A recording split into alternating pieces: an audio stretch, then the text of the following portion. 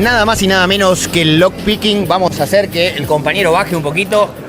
¿Cómo estamos? Acá estamos en el lado B con la gente del Physical Lockpicking Village y vamos a estar viendo un poco qué significa, y vamos a hacerlo en inglés porque nuestros amigos vienen de Canadá. Así que si me permiten vamos a pasar al inglés. Hey Will, hey Karen, thanks for joining me on Twitch. This is the side B of Eco Party. Our idea is to showcase what the fuck is going on stage, showcasing a little bit of the challenges and people who flew far to see the Eco Party crowd. So first of all, thank you for traveling. Thanks for joining us in this 19th edition of Eco Party. How are you guys feeling? Good. We're happy to be here.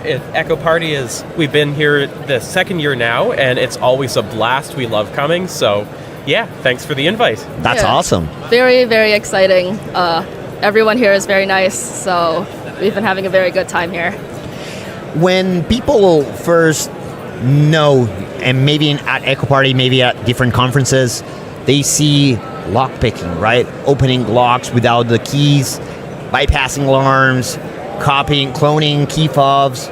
What's your take on understanding physical security systems?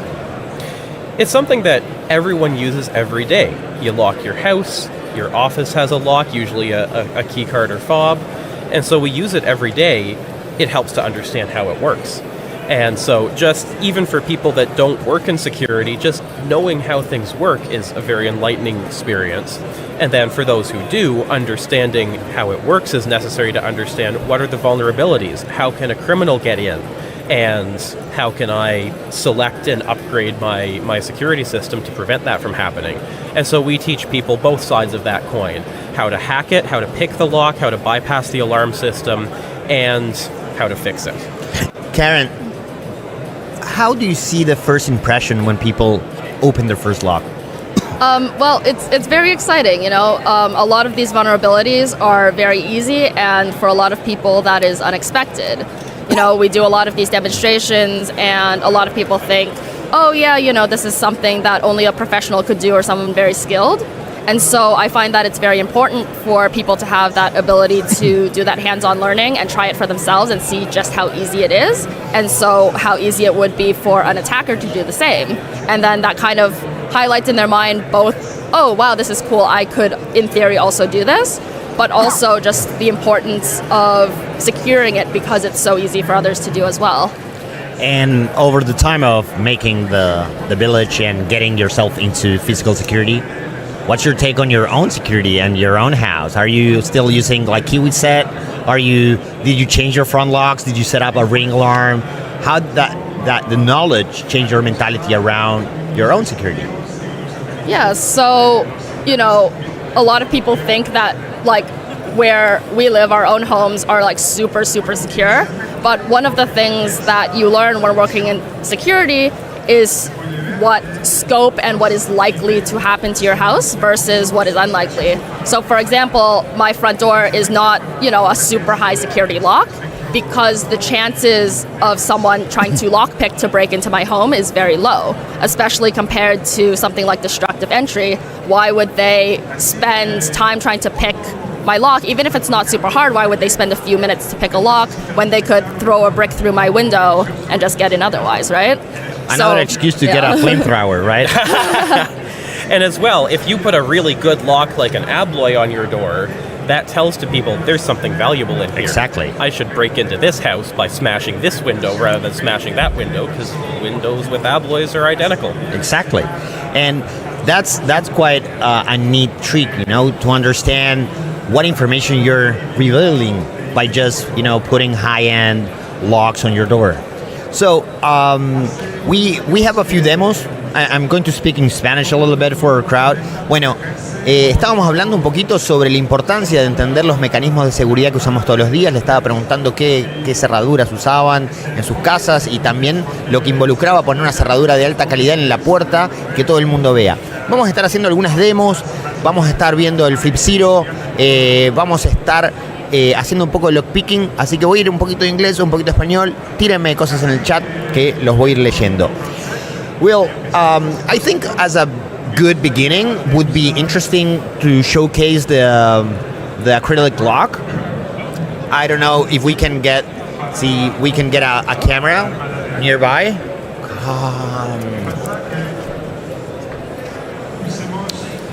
First, we are going to try to get a good angle for this lock, or showcase it near the camera, maybe. ¿Qué dice los técnicos? ¿Estamos cerca? Okay, we can get it from there. Oh, okay. So, these are one of the, let me move so that I can get that in front of the mic. These are one of the demo locks that we have on display at the Village. So these are clear. You can actually see the inner workings of the lock, and so you can see these pins that move up and down. And I didn't actually think to bring a key, so it's can't show it working with the key, but that's okay, we can pick it. All of these pins need to be lifted to the same height, otherwise the lock cannot open. So I take this tool, which we call a tension wrench, I put it into the keyway and try to turn it. So I'm trying to get the keyway to turn. I'll use this side instead. But the pins are in the way. So I'll take a pick like this one, and while continuing to apply that tension, insert it and try to get those pins all to the same height, which is always much more difficult to do on camera. Yeah. Yeah. The demo gods sometimes are against it. Yeah. But Boom, and there you go. there we go. Open. Yay! But yeah, so we have a lot of these demonstration locks and a few other locks that are a little bit more difficult over at the Village. So if you guys are around at EKO Party, I would say to come by and give it a shot. Definitely. I think most people get super interested when they see as a common object, as a key lock in a transparent way, right? It's like, oh shit, now I know. And when you know, what has been seen cannot be unseen, yes. Right? So I that's something I really love. But it's not the only demo we have. We also we have a quick question saying, as a user, do you prefer using like normal keys or NFC keys? What's your take right now? Like a key fob or a regular key? I mean, as a user, Yeah. it's very nice to take a key fob and tap, beep, and you're in. Yeah. It's a little bit nicer. And in fact, Karen and I have key fobs built into our hand. We have our RFID implant, so we don't even need to dig into our pocket and find something. We can just tap our hand onto that reader. So that's very convenient. There's some things you really want to use a key for, because this can be sniffed, it can be read, it can be cloned. So you'd want to use a key for something like your car. A car that can be started with just a key fob will get stolen.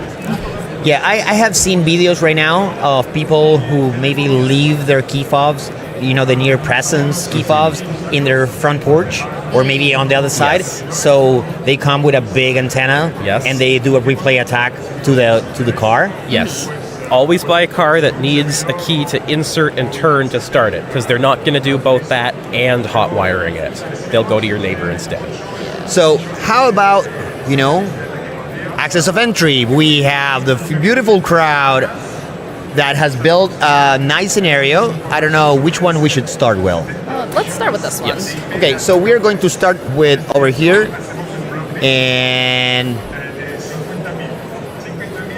when we have a second, we are going to switch cameras. Vamos a cambiar de cámara a donde está acá el compañero. Nice. Perfect. Whenever you want. Métete. So this is our lovely volunteer, As you can see Terry, here, hang on, I'm who's going to be giving us a nice little demo. go over there. So you can see here that there's an Terry. alarm Other way, system. Terry. Rotate. No escucho nada, se me está to hablando. start- Oh, nice. Okay, cool. Oh, okay. Other way. Rotate. Oh, they switched the camera. Other way. Terry, stop moving it. Okay. We can move. Don't Don't worry. move the cameras. Okay. I'm going to start off by showing off how to detect the alarm system, and Yeah. followed by how to actually open the door. Am I moving it or not? You can, Sorry. if Okay. you're comfortable this way. Okay. That's good. sounds Okay, it's good. Okay, cool. So So to start off with, a lot of alarm systems have built-in door sensors that are magnetic. So in order to detect it, we can see here by using the magnet sensor over here that you can go along the frame of the door, and then you can see it flipping there. So then that's how you would detect where the sensor is, and then following that, if you have just any sort of magnet, as long as then you can put it in, and then that kind of neutralizes the alarm. I have seen this in Eddie Murphy's Hollywood Detective. There is this neat trick on the 80s movies. Come on, follow me. Nice. So from there you can grab we have these traveler's hook or latch slips, but basically anything works. Like you can make one out of a credit card or anything, and then from there, if you open the door, the alarm doesn't go off, as opposed to if it's not there. Like that. So the reason why this works is because you can see here, even when the door is locked, this plunger here can still go in and out, which is a big issue. Another form of bypass, you can see here, using metal wire, but we can use really any sort of wire and piece of string, is you can put it under the door. Most doors have some sort of gap. And if you want to put the camera on the back side of the door, you can see what's going on. Okay, just give us a sec. Yep. Maybe the camera will rotate, so give us a minute, no worries. And she will be on the other side. What? Oh, actually, You can move it. You can move it maybe a little bit. 90. That's perfect. Yeah. Oh, okay. Oh, nice. So you can see here, that's awesome. the string, Todo es posible en Twitch. then a little bit more. No, then, and you pull. Then, Tan tan tan tan tan tan tan tan tan tan tan tan tan tan. Ba-da-dum. Oh, And now it's there. there you go. And that's all for this display. If we want to move on to that display, then Thank you for the demo, and then we will be moving to this side. So this is our other volunteer, Raiden. Hello, Raiden. Hey, how's it going? I think you need to. You're too tall. Down? You're too tall yeah, for. That's all right. I'll crouch. Okay. So here we have a like you were talking about with the key fobs with a mag lock, so you can't push it open. So what we're going to do is we're just going to show you how to use a flipper 0 to get through this. So here's the original fob. Tap it, or you can go on to the flipper. You can go to read and tap it on the back. And then once you have it, you just go more, and then you can emulate it, which means the flipper is now pretending to be this guy. And we're just gonna tap it on here, and the door's open. Something else that's really cool as well is you don't have to use the flipper because that looks kind of obvious. You can grab an extra fob. I'll just show you that this one doesn't work. So, doesn't work. So you can actually write to it using the flipper. So you go to write. There you go. And now we're gonna just tap it on here, and it works now. And we're in. You wanna see if we can get yours? No, doesn't work. Sure, all right.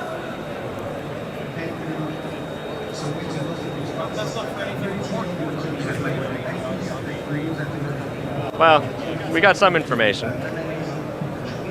There you go. So it's that easy. If you had that in your pocket, I could just walk beside you and tap it against your pocket, or if I had it in my pocket, just bump you, and then I can follow you home and tap into your building. So it's a little scary that way.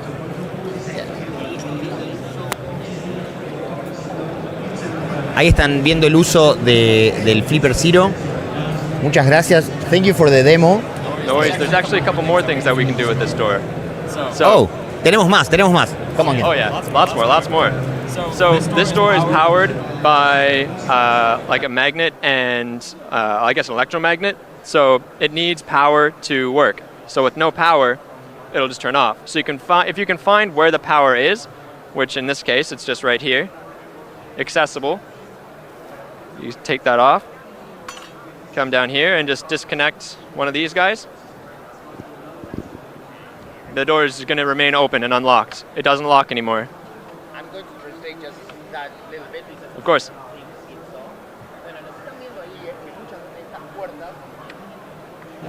Ahí está. Lo que voy a traducir es un ratito. Lo que nos estaba mostrando es que esta puerta tiene un electroimán y la parte de electro es importante para que haya el imán. Entonces dice, si bien puede haber un key fob y una alarma y uno puede usar el keypad, a veces el bypass tiene que ver con entender cómo funciona el sistema. Y el electroimán sin electro no es imán. Entonces ahí estaba mostrando que atacando la fuente de poder puede desactivar el imán y seguir. Así que that's perfect. I just translate that. All right, excellent. So something else that's kind of neat too is there is a password protection on it. So what we'll try to do real quick is find the pen. There it is. It's way down here. So you can use what's called UV ink. And you can just take a little marker like this. And you can just draw a little bit on each one.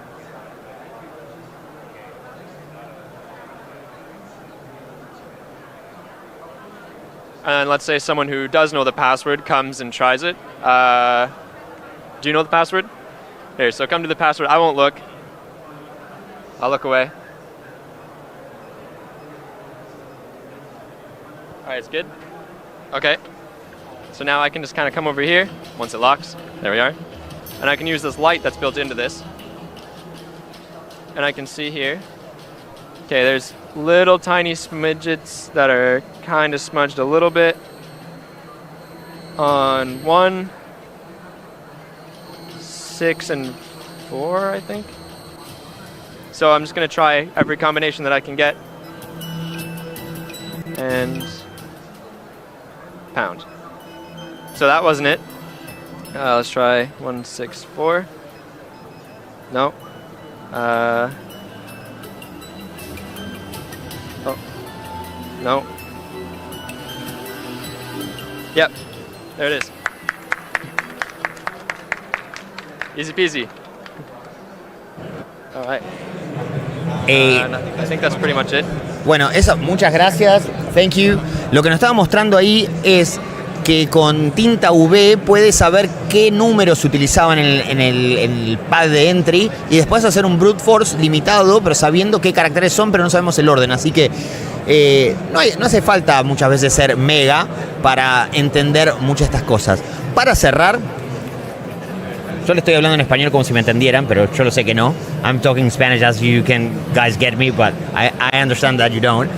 I want to do a challenge.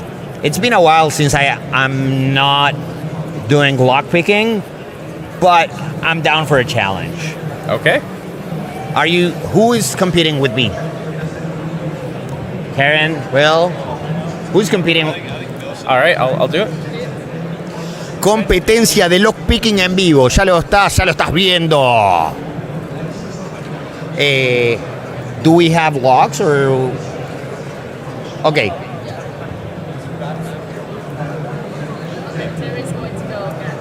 Improvisation, it's part of our motto.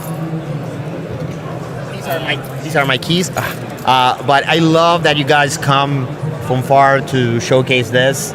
I think it's quite important for security professionals and technology builders to understand the inner workings of other security mechanisms. And sometimes as simple as showcasing the core of a lock, and I'm going to re-show this. Vamos a pedir a ver a cámara a ver si me puede hacer un zoom a esto.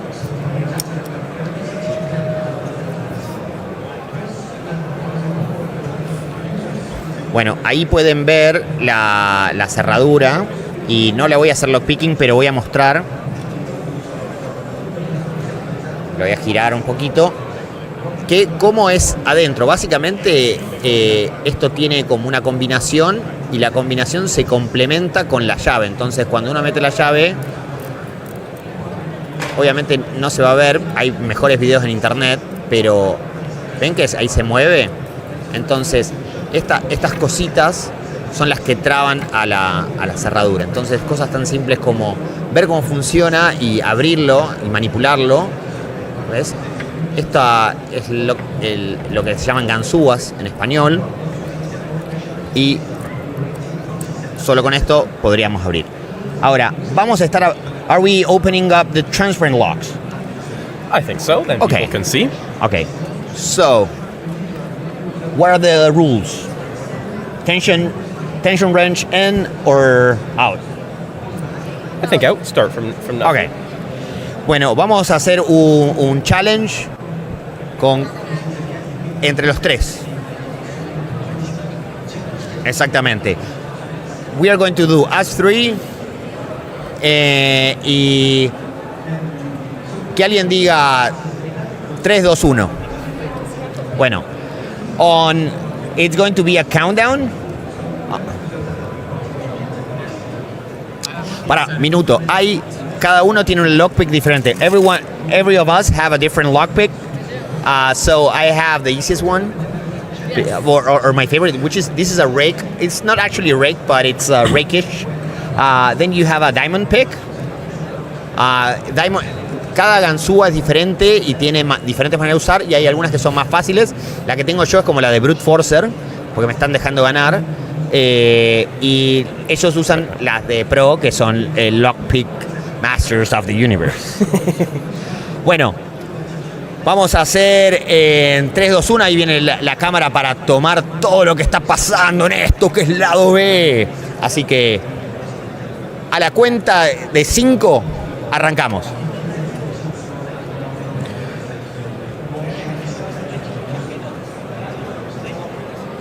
Dale. 5, 5, 4, 4, 3, 2, 1, go!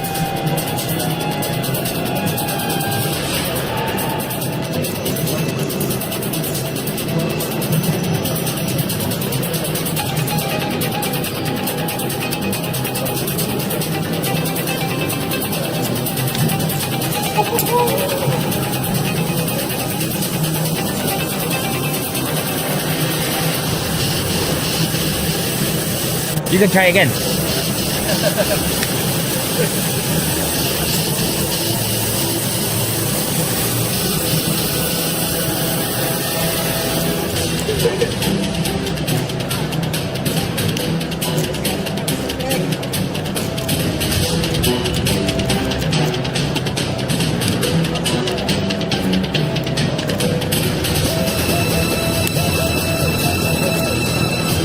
I'm going to beat Karen.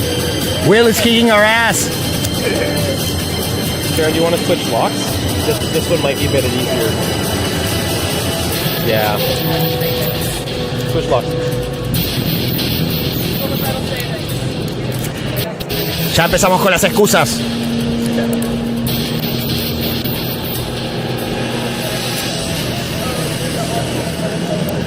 They are.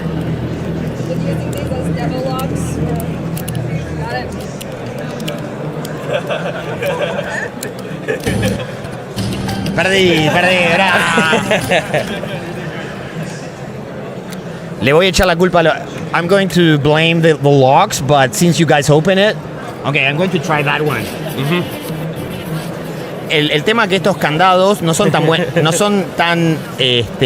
como los candados de verdad, y además cuando lo usamos mucho en las demos, ahí Karen decía metal shavings, porque sucede que las ganzúas abren un poquito y el bronce.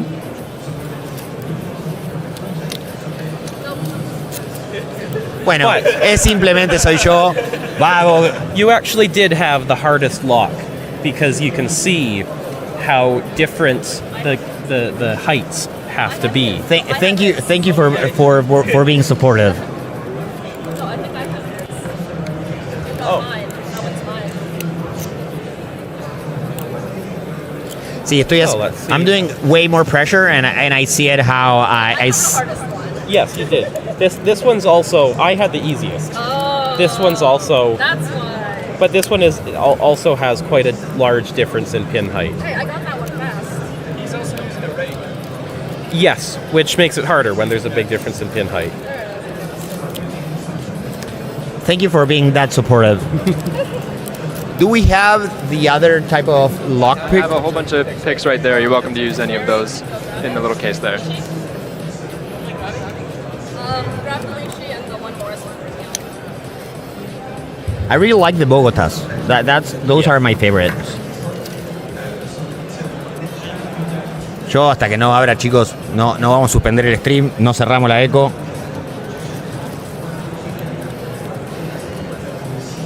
Tan, tan, tan, tan, tan. Bueno, esta es una rake tradicional. Vamos a ver si me muevo ahí. Yo sigo chamullando a ver si abro alguna.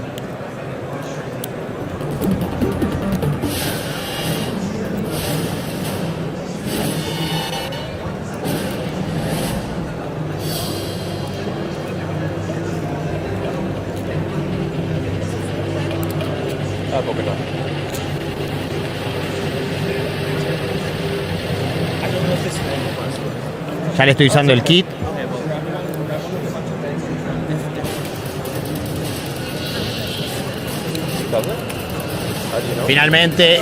Finalmente lo puedo abrir.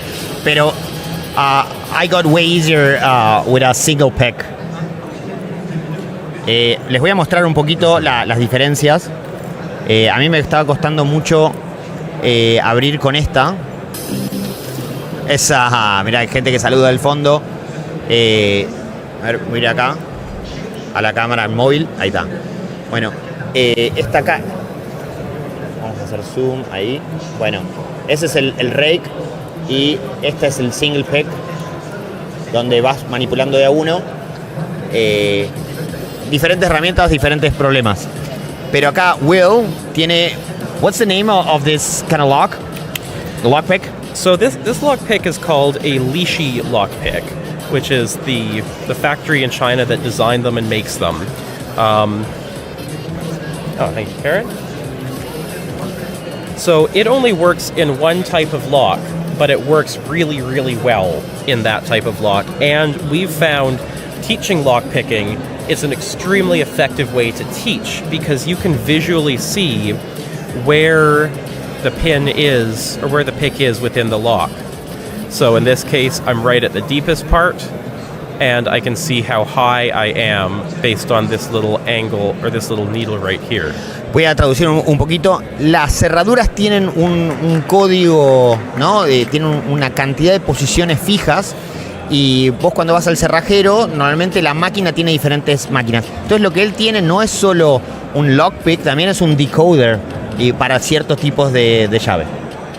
Exactly.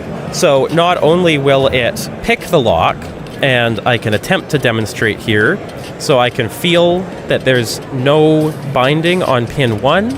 So this lock is not turning. I'm trying to turn it, it's not turning, and I know that it's not pin 1 because I can feel nothing on it.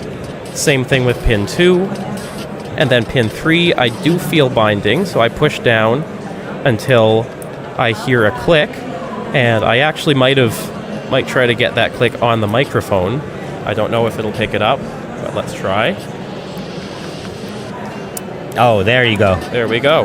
And so you heard a couple little clicks and then a big click. That's because this pin is a serrated pin. So it's a higher security pin, makes it harder to pick that lock. But now that I have that, there is no spring at all in pin 3, and I can feel a little bounce. And that's what tells me that this pin is actually set. And then I can keep going, so I knew that pin 1 was not binding before, and now still not, but now pin 2 is. So I can bring pin 2 down until I get that click. You got the click? I got a click, but it's not staying, so there's another pin that must be binding. That was pin 4. So I've now got pin 4 set, has a little bounce. Try pin 5. It's binding a little bit. There's a click on pin 5. There we go. So I've still got 5. I touched 4 again, and I'd lost 4, but I have 4 again. Still have 3. And now I can try 1. No, 1 is not binding. 2 is binding. Bring 2 down. Not 2, so I've lost one of the others. Try 3. I'd lost 4. I'd lost 5. But I've got both of those back now. And I should be able to do pin 2. No.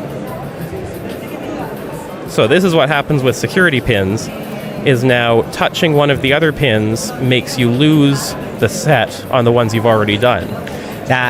Lo que le está pasando a Will es que es una cerradura que tiene otros tipos de pins que no permiten hacer tanta tensión, y cuando hace tensión muy fuerte se traba la llave, entonces tiene que soltar un poco y se pierde el descarte, ¿no? Pero este es el proceso, o sea, a veces te sale rápido, a veces te sale lento, en cámara siempre sale lento, así que es una buena manera de excusarme. Me dicen, pasale un cortafierro a Fede, bueno, perdón, estamos haciendo lo que se puede. Y ahí, mira, a veces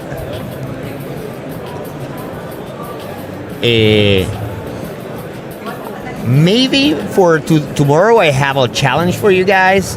I don't know if you saw, but on the entrance we have a shit ton of public phones. Yes, I saw that. We were all curious. And we can always try opening those locks. Oh, yeah. Yeah, they are ours. Okay. Well, now that we have permission, of course. It's better to ask Harry. Okay. Yeah, the ones on the front, and if you take a look on that phone that you have on your right, they have actually a combination lock on the side. Do you see that on the right side? There is like I have never seen them how to open, but we have one of them open, so we can do with the later tomorrow, go with the camera and do a field trip. Let's try. You like it? Yes. That's awesome. And Karen, it's opening the lock. Trying to. She's using this, I would say, quite sophisticated lockpick, and I don't know who invented it or if it was like a tool set for really high-end locksmiths. Originally, so it was invented by, I don't know his first name, a man named Mr. Lee in China, and it was invented for automotive locks. Yeah. So different type than what this one is, but for putting into a car lock and picking it and then actually decoding. And so once it's picked, as you were mentioning, you can find what the key must look like based on where that needle lands. On the codes, right? Yeah. And so usually if you lose a key to a car and you have none others, then you need to completely rekey the car. It's very expensive. What this lets you do is find out what the key was and make a new key. Exactly. No, I think there has been a research of lockpicking. I remember maybe early 2000s you had the lockpicking contest, and then it kind of faded out in a bit, and then it came back full force with many, I would say, lockpicking influencers like the lockpicking lawyer, maybe the Flip Zero also feed the feed for understanding physical security. And have you seen more development of new tools in the locksmith paradigm? Oh, absolutely. I mean, lockpicking, the standard tools are your pick and your tension wrench, and those haven't changed too much. Things like the leashy picks, those didn't, I wouldn't say they came from things like lockpicking lawyer and influencers in the Western world. They came from a real need for it in particularly the Chinese market, and then people in the Americas and Europe realized this is really useful here too. Definitely. And so they blew up that way. With things like lockpicking lawyer, there's definitely an interest in that, and that seeing so many more people learning it and so many more minds on the innovation there. Where we really have seen a lot of innovation is with RFID. So things like the flipper, like the Proxmark, there's so many tools out there that just didn't exist 10 years ago. And sometimes I ask this question to myself and I try to do some research. What about carrying lockpicks? How is in Canada, for example? Canada has no specific laws against possession of lockpicks any different than possession of a crowbar. So, you know, if it's going to be used or could be used in a break and enter, then you could get charged with possession of break and enter tools. In the same way that, you know, you wouldn't want to carry a crowbar to somewhere that you're not supposed to be anyway legally, because then that's the tool you broke in with. Is there any place that you know of that lockpicks should not be carried even if you're not involved in any sketchy situation? There are some jurisdictions. So Tool, the open organization of lockpickers, has a great website on that, particularly for the US states, and which states have different laws about that. In Canada, where we're from, some provinces have license required for locksmiths, and so they have provincial laws that limit that. Like Alberta is one, where we're from is Ontario, which does not. But yeah, so Tool is the best reference that we've been able to find for that. But really, if it's something that you're doing for a hobby, look it up and don't get seen with them. If it's something you're doing for a profession, talk to a lawyer, because laws are very complicated. Tengan cuidado donde llevan. Estamos hablando sobre la legalidad de las llaves. La realidad es que es una herramienta, y si vos estás utilizando una herramienta en una cuestión ilegal, puede que te acusen de tener herramientas específicas para entrar a un lugar. Entró. Hey. Karen logró abrir. Karen, do you want to show decoding? Vamos ahora a hacer la decodificación que hizo Karen. A ver, vamos a ponerle la cámara ahí a Karen. Un segundo. Just a second, Karen. Maybe rotate it a little bit so we can get more light. A little bit more. There you go. Oh, that's fair enough. Yeah. Okay, so the nice thing about this is now that it's been picked, you can actually decode it. So if I move all the way to pin 1, it drops down to 3. So I know that first cut is a 3 cut on this, and then I can go to 2. That's a 2 cut on 2. 3 is a 1 cut, it appears. And then 5 is another 2 cut. So using this information, I could get a blank for this lock, and then I could use a key machine or a hand file and cut the key to the exact dimensions, and then I could use that key on this lock and it would work perfectly. I'm going to translate all that because yes, I think do. It's amazing. Bueno, lo que hizo Karen utilizando esta lockpick particular que llevó su tiempo es que no solo pudo abrir la cerradura, sino también la pudo decodificar. Y con esa información que fue tomando de las posiciones de los diferentes pins, lo que pudo hacer es que un cerrajero o alguien, pongamos uno se olvida la llave adentro, al decodificarla puede tomar esos números, de esos valores de profundidad de la llave y hacerlo o con una sierra, una lima de mano, o con una máquina poniéndolo y hacer una copia a partir de un blanco. Y de esa manera tener una copia en el momento o en el lugar, o bueno, volver a la oficina y tener una copia de esa llave que se perdió. Bueno, eso ha sido todo. Thank you guys for not only coming to Buenos Aires, carrying all this stuff and making things happen, but also to joining us on Twitch. Where you guys, I know we have a bunch of people who want to know about your implants. They want to know about what more have you been doing, where they can follow you guys on social media. Yeah, so the village as a whole, we can be found on Twitter at Physsec, so PHYSSEC. I don't know if you can put that up anywhere. PHYSSEC. Yep, and that's our Twitter handle. We can also be found on our website, Physsec, spelled the same way, .org. And then we are also on Mastodon and all the other websites of that variety. All the Twitter forks. Yeah, all the Twitter forks we're on Blue Sky as well. And then we also have like a GitHub and a YouTube channel, so check us out. Ya saben, chicos, chicas, está toda la data que arma Karen, Will y el resto del equipo está ahí online, así que si quieren sumarse, ahí puse en el chat para que se sumen. Le vamos a despedir con un fuerte abrazo y un aplauso y un abrazo también a los chicos, así que thank you guys.